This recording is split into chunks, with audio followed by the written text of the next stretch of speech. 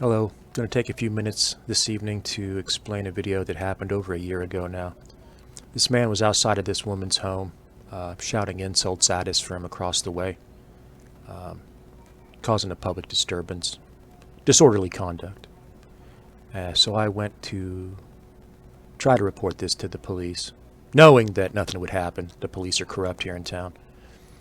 And I decided to use the road in front of this house because this man was blocking the road with his body, and these Parker and carpenters that live in this area are refusing to allow us access to this public road in front of their homes. They claim that we're the bad guy here and that we don't get to come anywhere near their property, and they're causing this scene where they're saying you can't come anywhere near our house, while the police allow them to literally infect my backyard with their nonsense. When this man refused to leave the roadway, I parked and began filming quietly while in my vehicle. And he decided to come over here while he was being filmed by his Aunt Teresa across the road. And he decided to assault my vehicle and try to pull me out of my vehicle, which is a felony.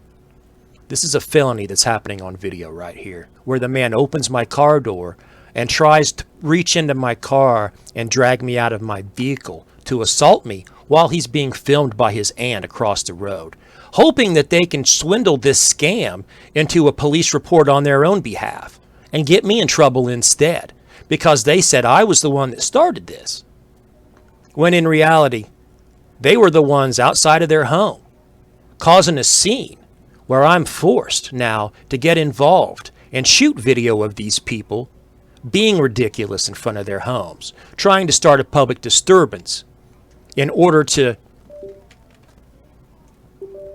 harass, in order to make us out like we're some sort of public enemy here. And in reality, it's just a scam that these meth felons across the road are playing. They're playing to your, whatever you want to call it, they're playing to your best interest. They're trying to play the pity party game, that their lives are so bad from all the meth drugs and the meth felonies that they get to act out in this manner, because now they say, well, this guy's a bad guy. How come you haven't arrested him yet?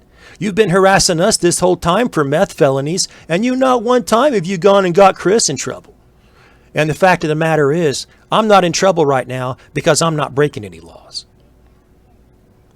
And what the police allow these people to do is to run me off the road, use the road in front of their house, and claim it for themselves.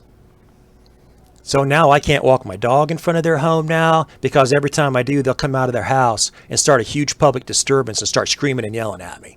And when I step out of my home to ask them to get off my property, I'm instantly arrested by these same corrupt policemen for a disorderly conduct charge. It's the same exact thing. What they're doing is they're allowing other people to get away with the same crimes they arrest me for, with a snicker and a laugh, saying, well, since you're this guy, you don't get the same treatment that these other people do because you've pissed us off in the past and we don't like your attitude. So we're just going to let these meth felons in the neighborhood, that lady there is actually stopping to procure meth from this home here. And since no one's home, she's driving on down the road. That's why this lady's here at this house, by the way, as a side note. Now, the reason why the man that assaulted my car is in the area is because we have a trailer that's selling meth that lives next door to this public park.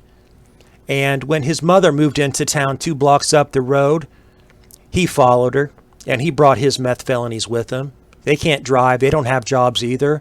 So we see a lot of these people show up in the area simply because they have friends who are the meth felons in the trailer, and they're attracting all of these drug addicts into the area, and with them comes the crimes, comes the burglaries, comes this public display in front of their homes.